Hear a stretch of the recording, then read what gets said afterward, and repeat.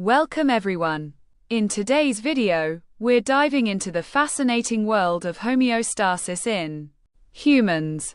Ever wondered how your body maintains a stable internal environment despite constant changes around you? From regulating temperature to balancing fluids and hormones, homeostasis is the key to keeping you alive and well. Stay tuned as we explore the amazing mechanisms behind this vital process. First, the introduction. Homeostasis is a term that was first coined by physiologist Walter Cannon in 1926, clarifying the milieu intérieur that fellow physiologist Claude Bernard had spoken of in 1865.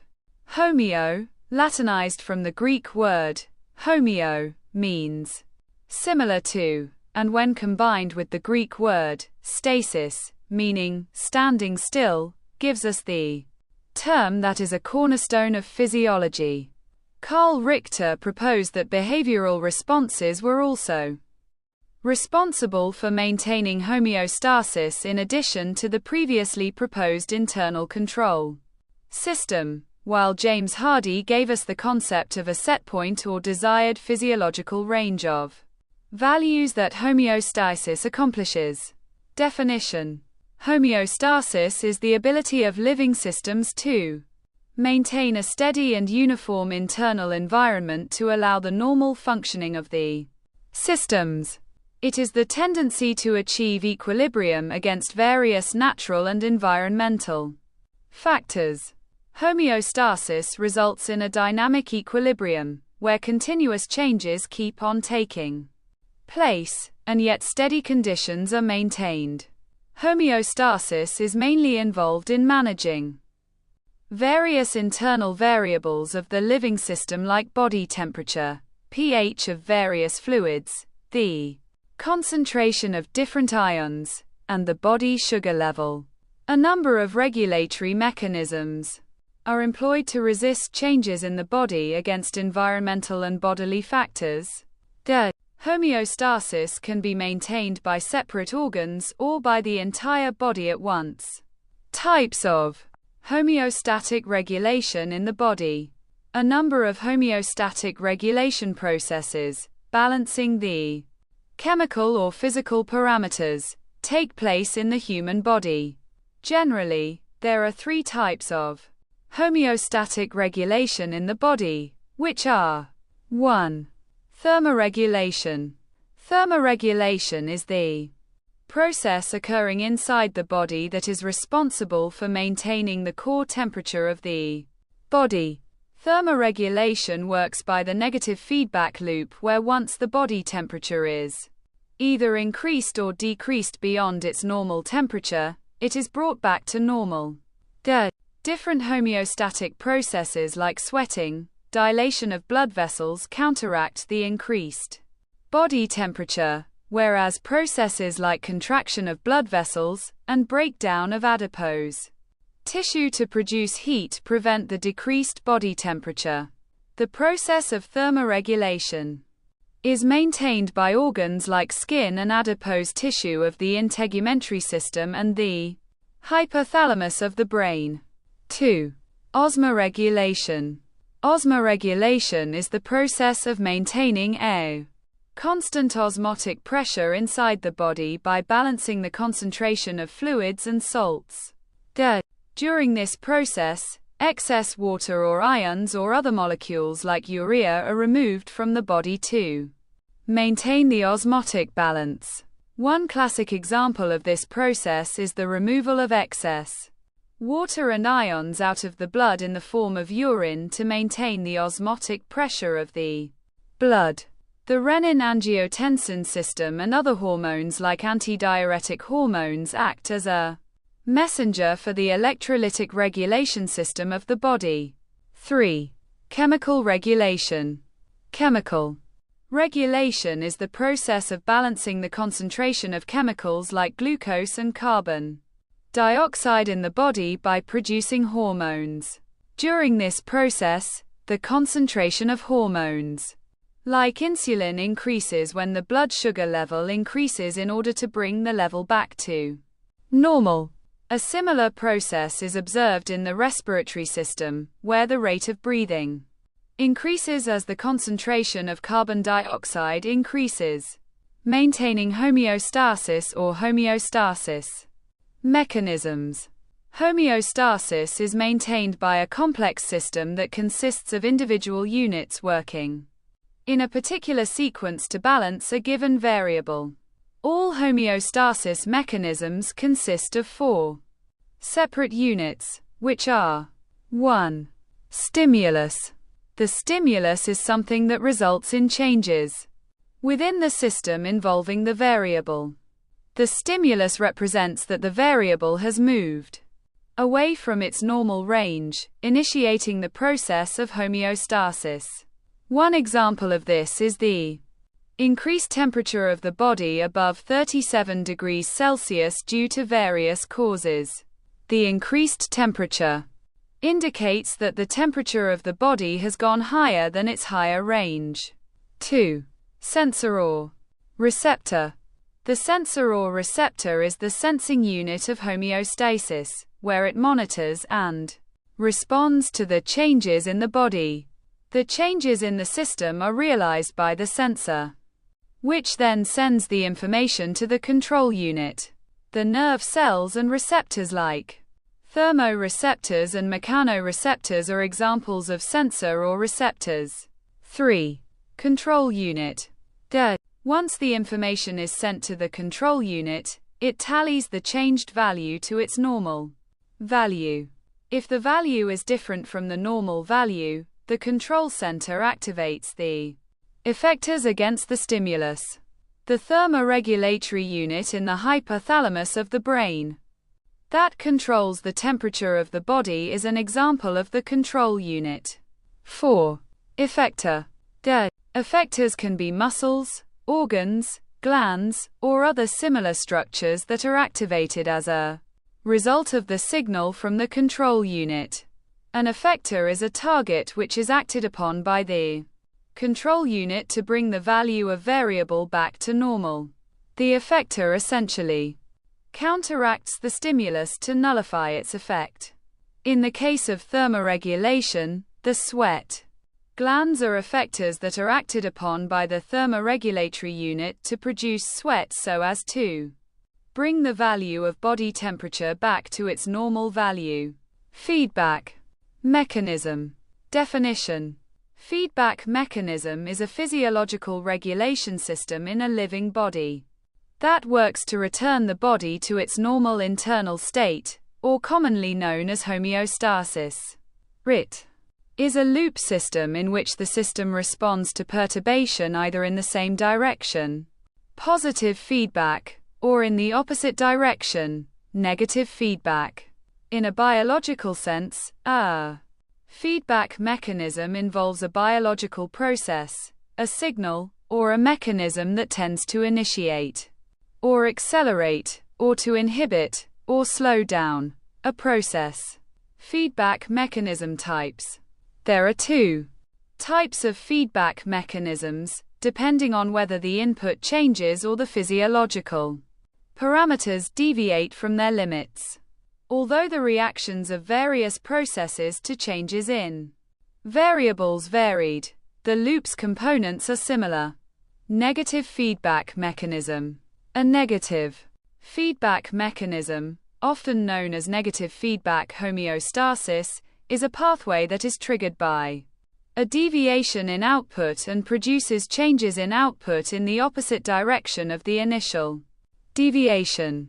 After the control unit analyzes the magnitude of the deviation, the negative feedback mechanism drives the variable factors towards a stable state or homeostasis.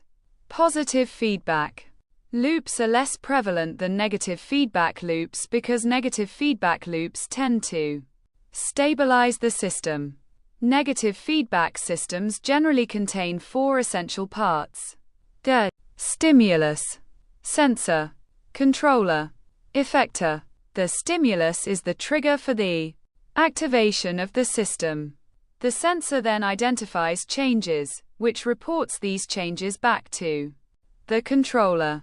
The controller compares this to a set point and, if the difference is sufficient, activates an effector, which brings about changes in the stimulus. Examples of negative feedback. Regulating temperature. A typical example of a negative feedback mechanism in the human body is the regulation of body temperature via endotherms. When the body's temperature rises above normal, the brain sends signals to various organs, including the skin, to release heat in the form of sweat. These physiological actions cause the temperature to drop to the point where the negative feedback mechanism's pathways are shut down. When the body temperature rises above its typical level in order to preserve homeostasis, a similar mechanism happens. Regulating blood glucose level. A negative feedback mechanism regulates the concentration of glucose in the blood. More glucose is absorbed in the gut and stored in the form of glycogen in the liver when blood glucose levels rise above the usual range. Insulin secretion from the pancreas is in charge of conversion and conservation. Insulin encourages glucose absorption in the muscles and liver. When blood glucose levels drop and more glucose is needed in the blood, insulin release is suppressed, which reduces blood glucose absorption. Regulating blood pressure. Blood pressure is one indicator of how hard the circulatory system has to work.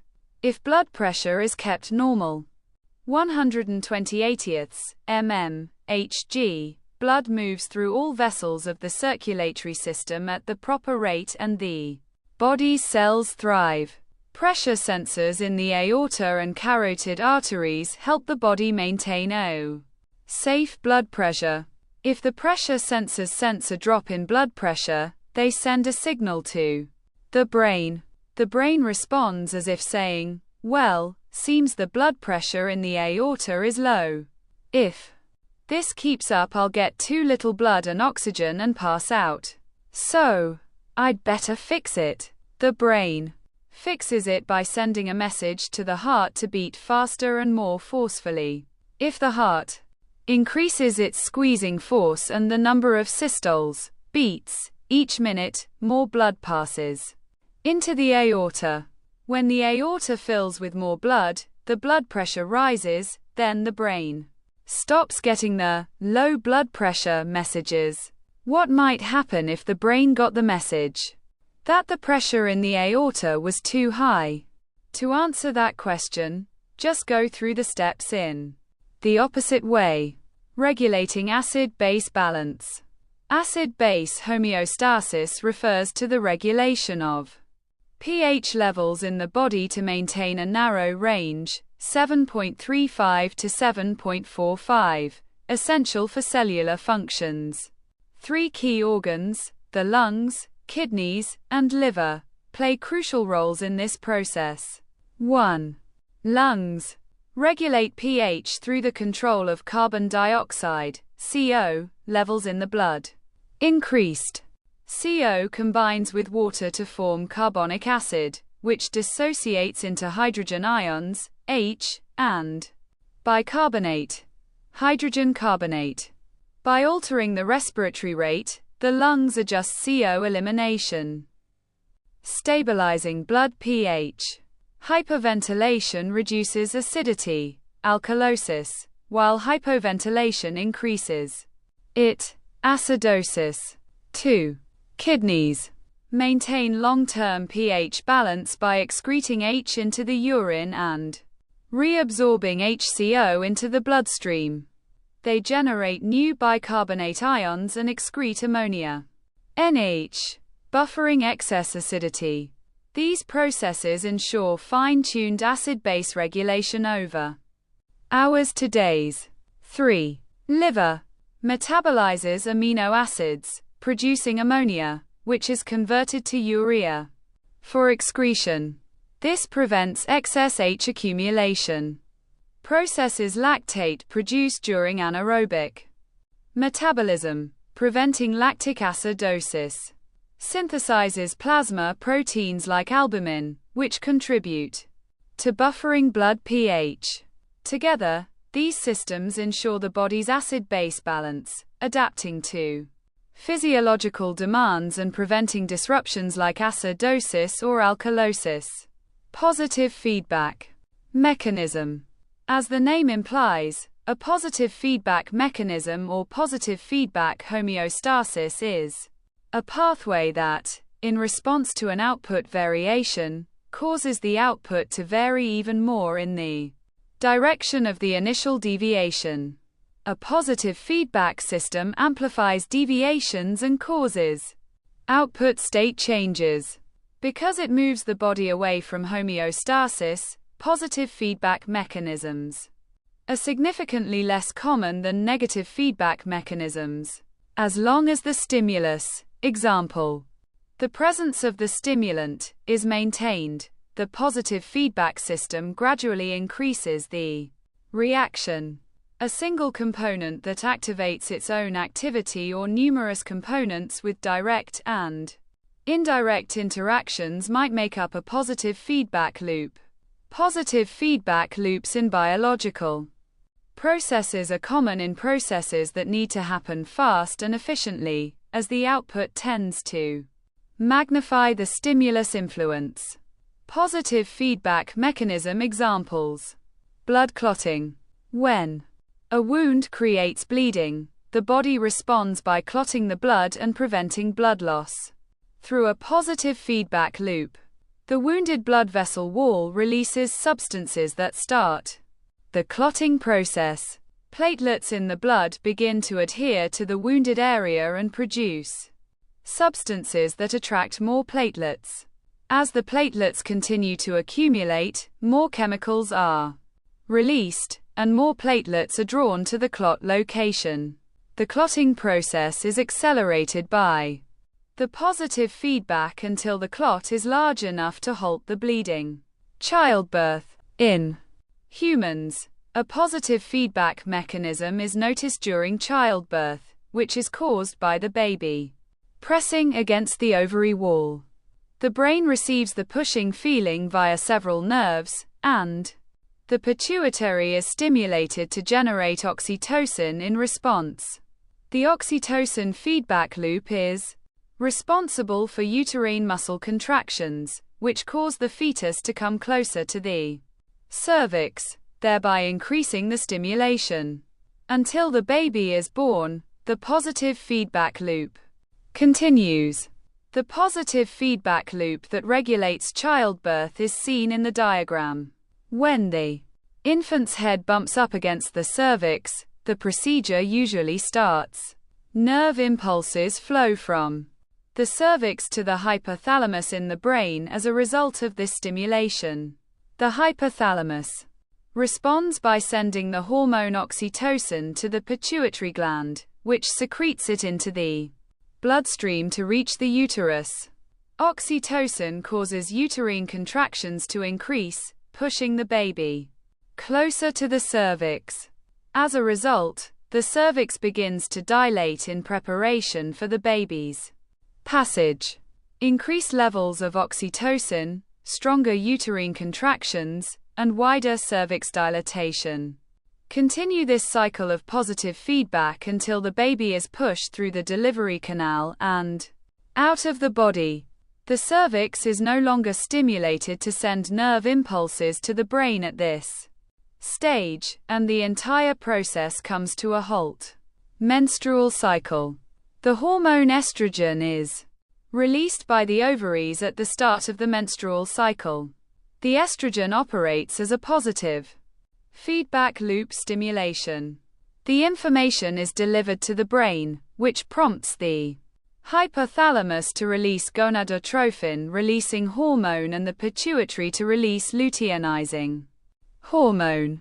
The control unit releases these hormones in response to the stimulation.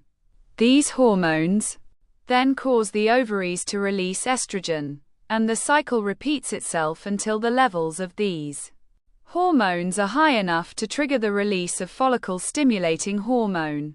After the release of follicle-stimulating hormone, ovulation occurs, and the menstrual cycle begins.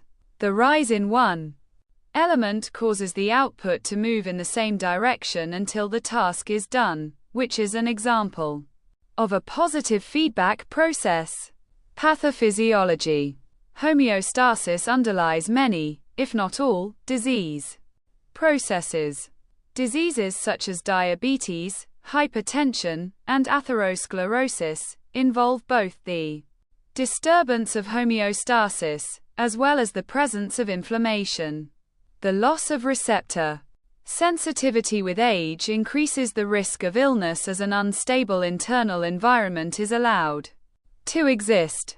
Older individuals are more susceptible to temperature dysregulation and have impaired thirst mechanisms, which contribute to the elevated risk of dehydration seen in this population. Acid-base imbalances, underly acid-base disorders, and electrolyte abnormalities that exist from a plethora of medical conditions or medication side effects. Additionally, water balance in terms of fluid maintenance is crucial as not to overload the patient or underhydrate the patient's cells. Overload would be detrimental to a person with underlying cardiovascular or respiratory conditions. Thus, an individualized approach is necessary to correct a patient's fluid balance, especially in surgical patients. The set point must confine itself to a strict range in certain body functions, but it is not necessarily static in others. For example, deviation of arterial blood gas values from the accepted range would be detrimental to a living system. However, when the body is deprived of food, a new normal must be adjusted to function with less energy and a slower metabolism rate. Without this adaptation, the body's cells would be deprived of the needed nutrients and would die quickly, which is not the case, as a living organism can survive on less intake as long as the energy can be maintained. Disruption in thermoregulation could lead to hypothermia if the body's core temperature falls below the threshold for optimal cellular functioning, or hypothermia if the body's core temperature exceeds the highest. Fever is another example of how the set point can increase without necessarily killing the individual. An increase in core body temperature is necessary to fight off an invader, but in the case of hypothermia, the adaptive function of temperature has failed, and the set point is unable to return to normal. Clinical significance. All in all, every medical condition can be traced back to failure at some point in the homeostatic control system, whether it be in the inability to detect the initial external change, failure of initiating a feedback loop, failure to enact a response to return to the set point, or failure in the set point itself. The goal of the healthcare provider must be to re-stabilize the internal milieu of the body without causing further harm, and to do so promptly to avoid the death of cells from dysregulation and irreparable failure of organ systems. Thank you for watching. We hope this video helped you understand the incredible process of homeostasis in humans. If you enjoyed the content, don't forget to like, share, and subscribe to our channel for more educational videos.